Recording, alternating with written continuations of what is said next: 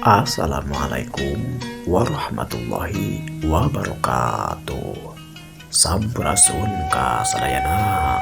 Mugia orang sadayana aya dina penang tayungan ti Allah Subhanahu wa taala.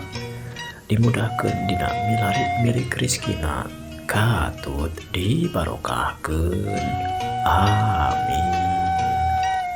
Urang lajeng deui hanca carita dina judul Kalura Gunung Malaka bagian ke-7. Mangga ka sadayana cara ketan.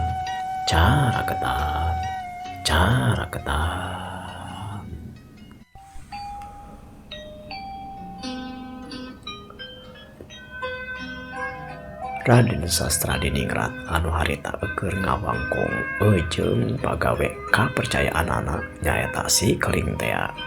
Acan oge udar tina tiukna cepul cenah datang anu disebutkeun Punggawa Lodrakala.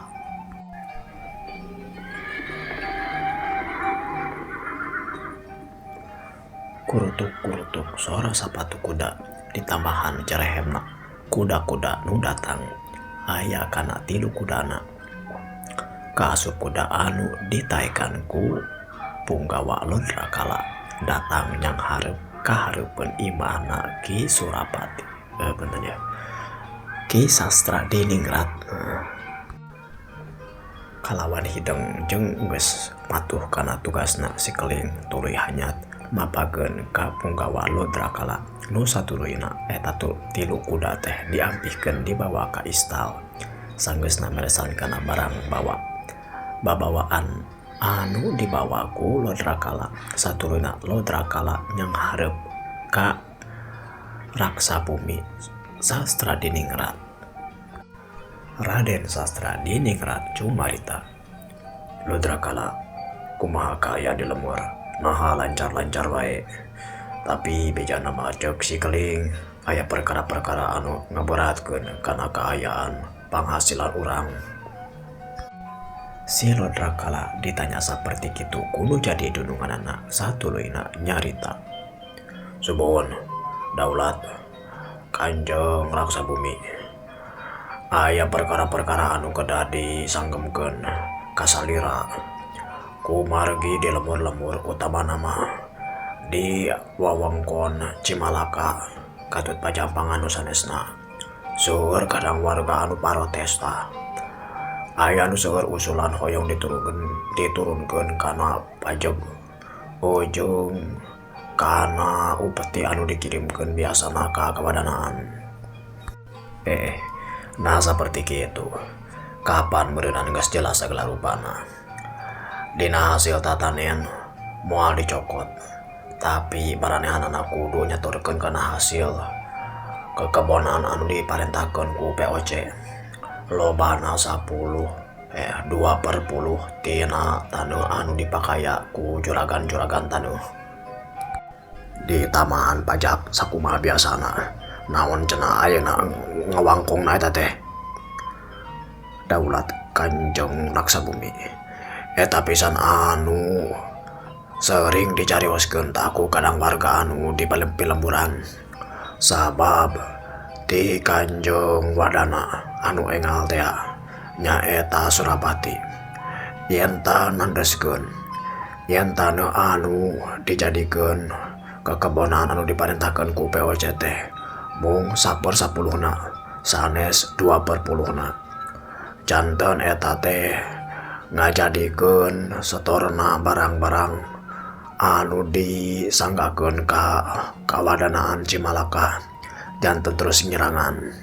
Katami-tami kapan atos diembarkeun yen pajegan teu deui dicanak teu kedah deui ngirim upeti cekap ku hasil kekebonan anu 1/10 tina taneuh anu dipakayana.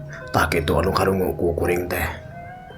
Aduh, eta pisan anu jadi pikiran kula ge.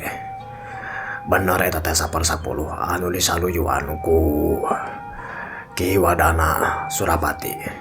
Tapi kapan orang oge geus dijalankeun ti samemehna. Sanajan ukur 1/10 anu dijalankeun kurang mah 2/10 di tamahan pajak atawa upeti. Henteu saestuna nurutkeun kana parentah ti wadana. Eta teh dijadikeun bisi aya anu nyengcal tina hitungan atawa teu hasil tina tatanen. Jadi bisa tetep urang boga stok atawa boga pamayarna. Da keukeun we kaluhur mah kudu saluyu jeung hitungan taneuh anu dipakaya ku juragan-juragan taneuh atawa menak-menak dina ngurus kakebonan. Satuluyna si Lodrakala nyarita deui. Nyaeta kitu pisan anu dihariwangkeun ku pribados oge ku simkuring oge. Sagala rupa parentah ti Kanjeng Raksa Bumi dijalankeun ku pribados. Nanging kakitu kaayaan di masyarakat, sebab masyarakat geus diembarkeun, geus dibere beja yen tah kitu cenah kahoyongna ti wadana Cimalaka mah. Saluyu anu tadi disangakeun yen tah ukur 1/10 tina hasil taneuh anu jadi kekebonan sakabehna jeung henteu ngagunakeun pajak nu sanes sapertos kitu. Eta mah panginten arek aya kaayaan kekebonan hasil atawa henteu sapertos kitu we. Heuh kitu pisan. Tapi ku anjeun oge meureun nyaho, lamun saperti kitu urang keukeun bakal kudu mayar hutang kakurangan kaluhur. Jadi urang dina kaayaan karugian. Jabat teh saban-saban upati atawa hasil tatanen teh geuningan anu dikirimkeun ka wadanaan teu sapinuhna pan kabayar ku tatanen hasil aya teh. Upami kitu mah panginten kedah nyarios ka Kanjeng Wadana Surapati sapertos anu disangakeun samemehna. Nyaeta teu ngartieun eta teh si wadana teh. Ceuk kula oge. Kula loba teh kahartina loba teu saluyuna we jeung pamandanganna ieu wadana anyar teh. Kieu we Lodrakala. Anjeun tetep ngagunakeun aturan anu kahayang ti kaula. Nyaeta 2/10 ditambah pajak. Lamun aya anu nyengcar atawa teu satuju, paksa we kudu mayar jeung hitungkeun naon kudu dibayarna. Kemae kawadana mah ku kula arek diomongkeunana. Sabab da kumaha we ge ieu bakal jadi tanggung jawab manehanana. Jeung lamun dina kaayaan rugi mah manehanana anu bakal rugi sorangan. Kajaba meureun ieu ki wadana daekeun mayar dina kakuranganana. Daulat Kanjeng Raksa Bumi nyangakeun eta mah sagala rupa itu ieu nama kumaha Kanjeng Raksa Bumi wae. Benar. Kemae ku kula eke liwangkongkeun ka wadana anyar Raden Surapati. Bari rada kurawet hasim tur semu anu amak pisan. Ieu Raden Sastra Diningrat tuluy asup we ka bumina. Kakocapkeun sababaraha poe ti harita di kawadanaan Raden Raksa Bumi Sastra Diningrat papendak jeung Wadana Surapati. Satuluyna nyenggemmkeun nyaritakeun kana kaayaan yen pajek atawa upeti anu tuluy ngirangan sabab aturan wadana sorangan anu henteu tumut kana aturan ti kakabupatenan. Raden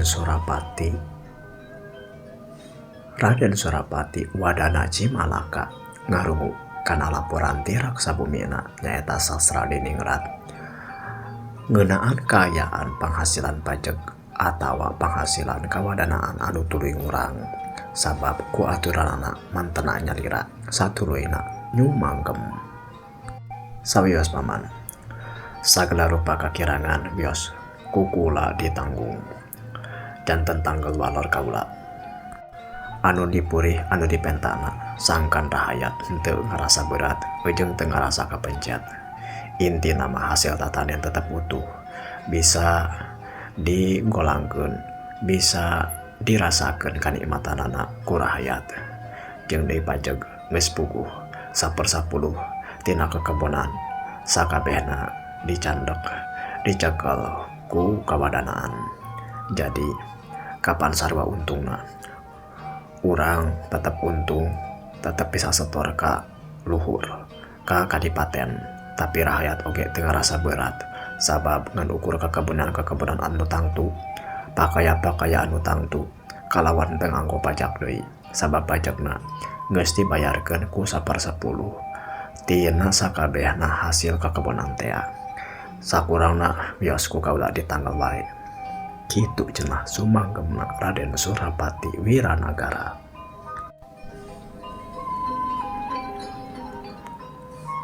Waktunya lerek hanteu karasa. Ombak kidul datang jeung indit, halimun turun jeung leungit. Panon poe ngurelengan gunung-gunung pakidulan. 2 tahun pinuh weh geus kasorang. 2 tahun nu henteu kosong, 2 tahun nu sian Cimalaka ku rupa-rupa carita. Ti keamanan nepi ka kahirupan anyar di jero karaton detik kawadanaan. Di pendopo kawadanaan Cimalaka, isuk eta sora orok seuri nyampur jeung sora nu gogonjangkan sempal kulon bari hari deui. Raden Surapati linggih dina samak leutik ngagandong budak lalaki nu kakara 2 tahun. Anu satuluy mah dilahun weh bari calik anjeunna dina eta samak. Rarai eta budak bersih, panonna caang seukeut, pipina beureum ku hawa basisir. Kusnadin mugia anjeun janten cahaya pikeun nagara ieu, saur Raden Surapati bari nyium sirah putrana. Raden Jagaraksa anu jadi adik ti istrina Raden Surapati nyaeta Nyai Ratna Kancana. Raden Raksa cumarita, kakang putra teh aya kugenya, aya asaku teh gedenya murangkalih teh ieu. Jarang deui jaringasna menika bangun cangker pisan. Lulumpatan tiburuan teh menika bangun anu halarampang. Alhamdulillah rai. Nya kitu we geuningan. Aya dina mangsana geuningan. Budak anu kamari mah dipapangku di eyong-eyong teh ayeuna mah geus pinter kana lumpat jeung heureuy. Kaula nitip ieu. Da meureunna henteu teu alo nyarila. Sasat meureunna anak sorangan. Nitip kana cageurna, pageurna, pinterna, singerna, jeung benerna. Satuluyna Raden Raksa sumanggem deui. Kakang, upami dibidian mah, upami atos rada sakinten atawa cundukana waktuna, hoyong kula teh ngajarkeun kana ilmu kanuragan, ilmu bela diri, supaos engkeun dina kapayuna tiasa janten bekel ka putra nyalira. Mudah-mudahan tiasa digunakeun kalayan hade tur jadi bekel supaya jadi ngaheuyeuk dayeuh ngolah nagara. Satuluyna Raden Surapati nyarita deui. Tangtu eta pisan anu dihayangkeun ku kula oge. Tapi lain ukur olah fisik, lain orah raga, tapi kula hayang oge jeung olah jiwana, lain jasadna hungkul. Kula hayang kahareupna mah dipasantrenkeun ieu budak teh, tapi tangtu wae manehanna ge kudu boga bekal nu sejen, sabab dina ngambah kahirupan teh cukup ku ilmu agama, tapi oge kudu jeung ilmu kaduniaanana, ilmu jasadna. Nya tadi saluyu jeung anu di omongkeun ku kula, hayang bener bari bager, hayang pinter bari cager, tur bari jeung singerna. Raden Jagaraksa sumanggem deui. Mugia sagala rupa anu diharapkeun, anu dianti-anti, tur anu dipikahoyong tinekanan tur laksana. Tiasa hasil sakumaha sapineca. Amin. Ceuk Raden Surapati ngahaminan kana harapanana nu jadi adina oge.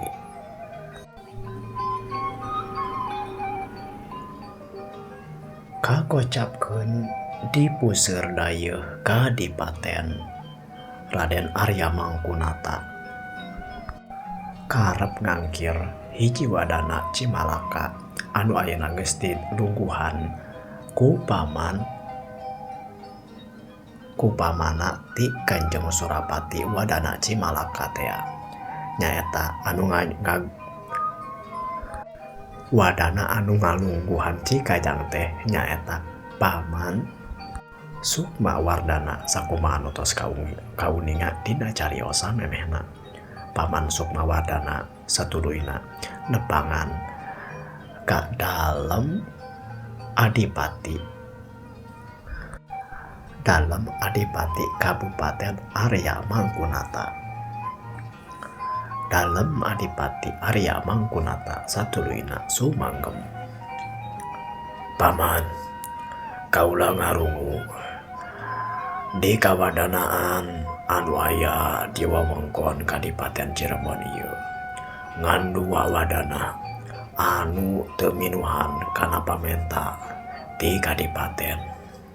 Kahiji kawadanaan Cikajang anu dilungguhan ku paman nyalira nyaeta teu tiasa nyetor upeti atawa pajeg sakumaha anu dipentasa memehna. Hasil 1/10 tina hasil kekebonan ditamah pajeg. Nya kitu deui eujeung di kawadanaan Cimalaka anu dilungguhan oge ku Alorai Andika paman nyaeta Raden Surapati. Kuring hoyong tarima beja langsung ti jenisna. Kahiji meureunnan ti wadana Cikajang nyaeta paman ku anjeun. Kunaon eta teh manggal matakan saperti kitu. Kaula hayang nyaho saestuna.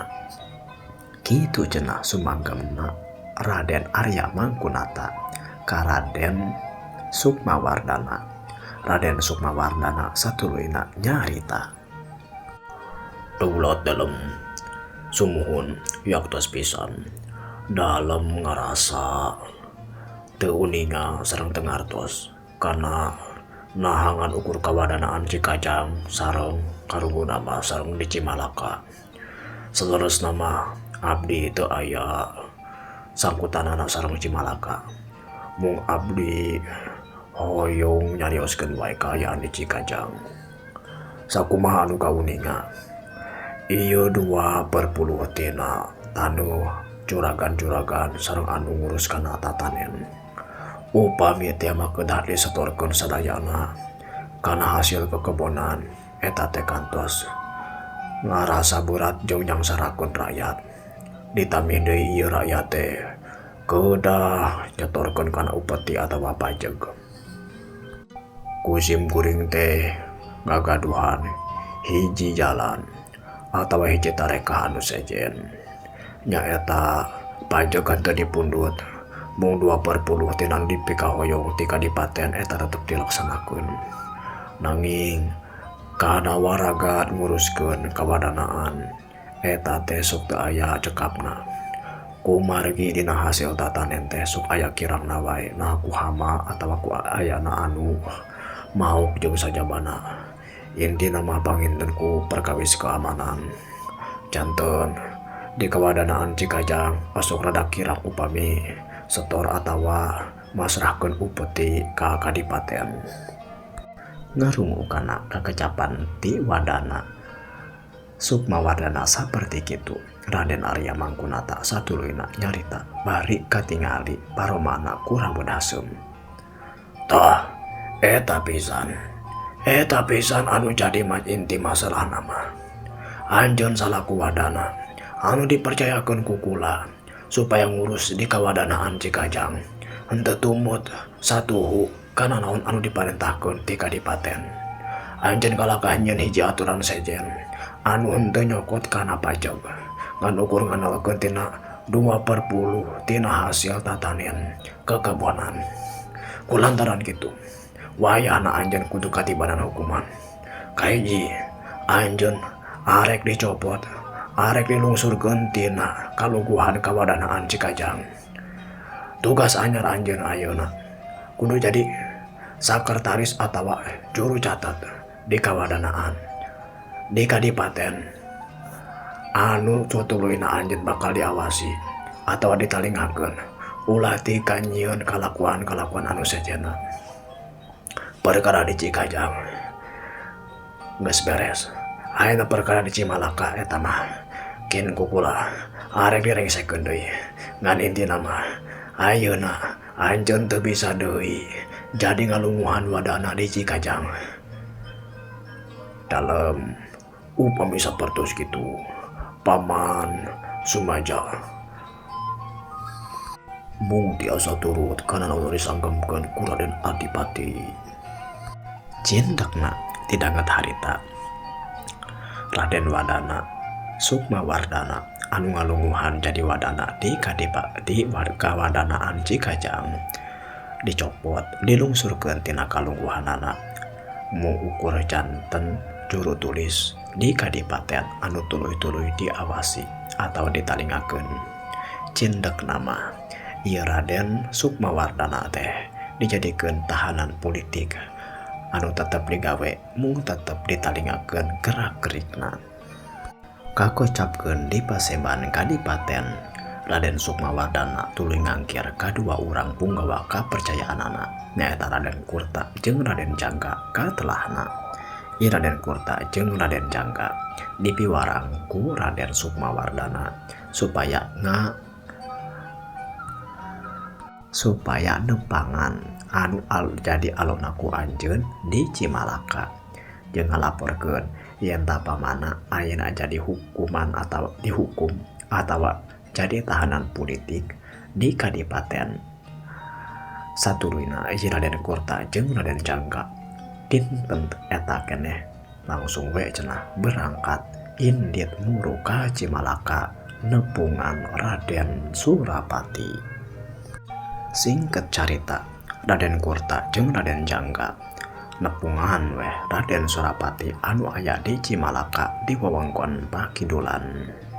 Harita teh di pendopo kawadanaan Raden Surapati geus nampi cenah kana dongkapna ieu dua punggawa kapetenganana dua urang punggawa kapercayaan ti pamana nyalira nyaeta Sukmawardana Raden Jangga cumarita.